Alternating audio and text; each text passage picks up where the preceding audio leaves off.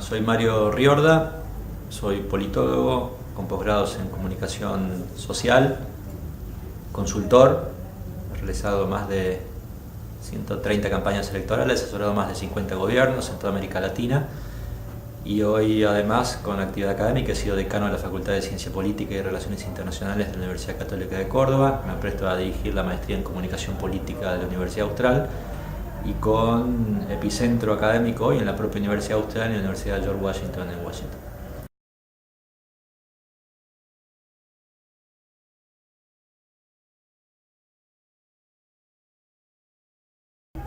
Bueno, si es en una visión contemporánea, no tengo dudas que el nivel de instalación, no sé si en los 12 años, pero por lo menos en 3/4 partes de su tiempo, creo que el kirchnerismo ha logrado instalar lo que teóricamente denomino como mito de gobierno, que es algo así como un esquema de valores sustentados en pocos puntos específicos, una vez que estos han sido tan comunicados y apropiados como consecuencia directa por parte de la ciudadanía. Eso es lo que constituye técnicamente un mito de gobierno.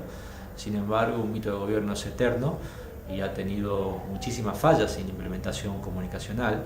Creo que el kirchnerismo, muchos lo han visto como una verdadera entidad comunicacional. Yo soy un poco crítico, creo que tuvo mucho más oferta política y de alguna manera ciertos desequilibrios comunicacionales. Uno de ellos es la monotonía, no respetaba los contextos, comunicaba siempre igual, cuando le iba bien y cuando le iba mal. Entonces cuando le iba bien le iba sumamente bien, cuando le iba mal le iba sumamente mal, y eso es un ejemplo importante.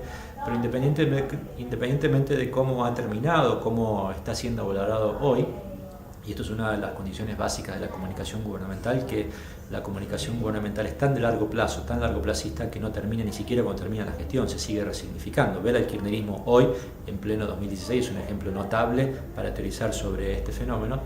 Digo, independientemente de esto, creo que el gobierno incluso está tomando aire o está adquiriendo legitimidad, por lo menos como oxígeno, para gestionar sus niveles de expectativas, en tanto en cuanto se diferencia del kirchnerismo y de ese mito de gobierno, hoy malo para algunos, bueno para otros, pero en su momento mayoritariamente bueno para algunos y malo para otros, pero que ha significado, yo diría, la variable sobre la cual se debate, ¿sí? El eje de la agenda lo había instalado el kirchnerismo, bien o mal, y en ese sentido, si lo miramos independientemente de los juicios de valor político e ideológico, sin lugar a dudas ha sido una fuerza que cristalizó, aún en esa polaridad manifiesta, un modelo comunicacional sumamente sólido.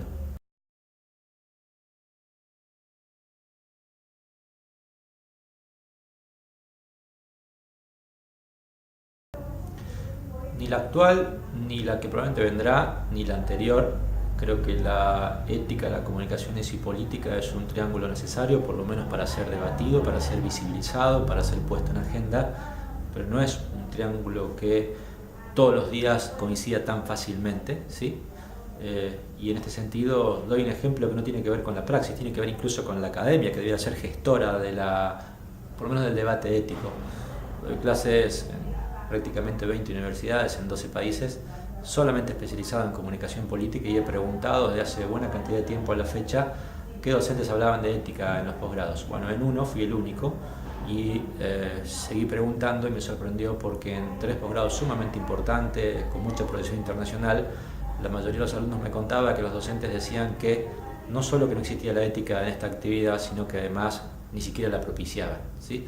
Entonces, este es un problema, si lo vemos en las currículas, imaginémonos fuera de las currículas en la propia praxis, ¿sí? Es un problema serio, con consecuencias serias, sin dejar de reconocer, no por relativizarlo ni mucho menos, sin dejar de reconocer que el comportamiento político, no solamente del elector para con sus futuros gobernantes o candidatos, sino también del propio gobernante o incluso del propio candidato, de que la toma de decisiones se suele dar en lo que el racionalismo, el rational choice, denomina the second best option. Si lo traducimos al criollo, la segunda mejor opción, lo menos malo, ¿sí? Y en este sentido no es que haya opciones más éticas o menos éticas, por supuesto que las hay, sino que hay muchas veces opciones y decisiones no óptimas, ¿sí? Algunos cerca de, como dicen los jesuitas, de la ética mínima, otros cerca de la ética máxima. Entonces, también esto es importante porque dependiendo de los posicionamientos sociológicos, ideológicos de la sociedad, más conservadora, más progresista, lo que puede ser ético para algunos puede ser no ético para otros y viceversa, ¿sí? Entonces es un terreno en donde hay verdades que fuera las verdades religiosas, que es todo un problema, al cual ni siquiera quiero meterme, no me interesa meterme, no soy especialista. Quiero advertir que el patrón ético no es uno, ¿sí? No hay un lugar donde nosotros abrimos la puerta y digamos, esto es ético, no es ético. No hay un diccionario donde nos diga qué es ético y qué no es ético. Depende de la estructura de valores de una sociedad dada, depende de la cultura política de una sociedad dada, independientemente, insisto, de que no hay un aliento diario y cotidiano a creer que a cada rato hay que pensar o visibilizar esta relación entre ética, política y dirigencia.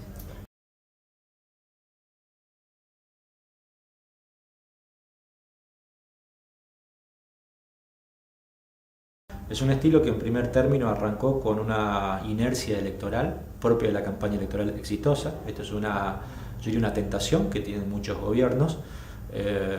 Quizás la podría ejemplificar en la construcción constante de pseudo acontecimientos, ¿sí?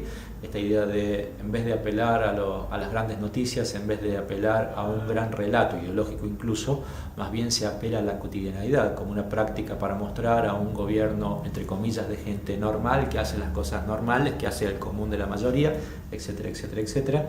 Y me parece que fue un exceso de electoralidad en la comunicación gubernamental, fue un exceso de acontecimientos, de pseudo acontecimientos, cuyo objetivo era crear comunicación solo para existir en la comunicación, no como objeto político. Y desde la apertura de sesiones del Congreso me da la sensación que en boca del propio presidente necesitaban gestionar las expectativas que eran muy altas con mayor nivel de politización. Ahí es cuando empieza la comunicación a adquirir un ribete diferente, a distanciarse del pasado, a diferenciarse del pasado. Con el rótulo de la herencia recibida endurecen la comunicación, politizan en el sentido más básico de lo que uno podría entender la comunicación, creando polaridades, ¿sí? Y me parece que les ayudó mucho a una gestión de expectativas que está muy alta todavía en términos que gran parte de la mayoría pretende y lo que el gobierno está haciendo, mucho más en un proceso que se aproxima a un contexto de ajuste, para ser muy simple en mi definición. Entonces, es un gobierno que está aprendiendo, es un gobierno que está aprendiendo en condiciones de gobernabilidad adversas, por lo menos en términos de la constitución de las cámaras legislativas. Es un gobierno que tiene altas expectativas, es un gobierno que tiene una visión muy cercana en muchas cosas más a lo privado que hacia lo público, ¿sí? Y en ese sentido me parece que gradualmente está aprendiendo, sobre si aprenderá, sobre si podrá o no gestionar un altísimo nivel de expectativas, sobre si con esto contribuirá a la legitimidad, no lo sé, pero en parte me parece que ha comprendido una cosa, que la comunicación gubernamental no es publicidad, es legitimidad, ¿sí? Y la construcción de legitimidades son mucho más complejas, son mucho más multidireccionales y de ninguna manera se pueden hacer desde la cotidianeidad del pseudo acontecimiento.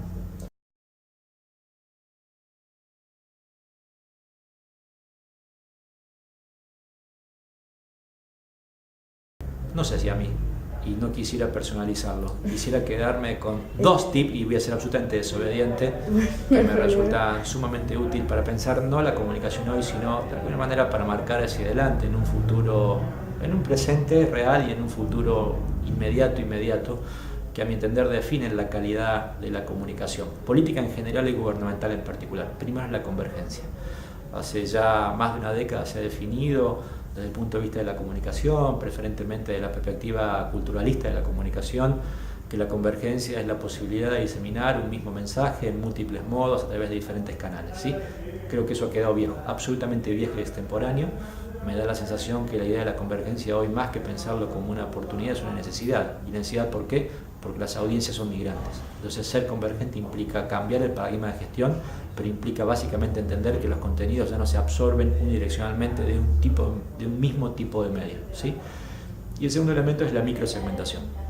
La microsegmentación, coherente con lo que antes decía, por lo menos en el intento, es reconocer que la comunicación no necesariamente es publicidad, no necesariamente es propaganda, a pesar de que la puede incluir. Propaganda es una palabra que para mí es radicada en mi léxico, pero utilizo porque suele muchas veces comprenderse de qué quiero hablar, sino que la comunicación es servicio, o si lo quieren desde el punto de vista de la gestión, el servicio es comunicación de modo personalizado, para que me interese a mí y solamente a mí. Cuando un gobierno, cuando la política logre microsegmentar la totalidad de sus comunicaciones, o por lo menos gran parte de sus comunicaciones, me parece que estaremos ante un avance realmente significativo, impensable hace muy pocas décadas, y quizás es producto de la tecnología. La pregunta es, ¿solo de la tecnología vamos a definir la convergencia? En absoluto. Creo que la convergencia general y la posibilidad de microsegmentar es la confluencia total y perfecta del offline con el online.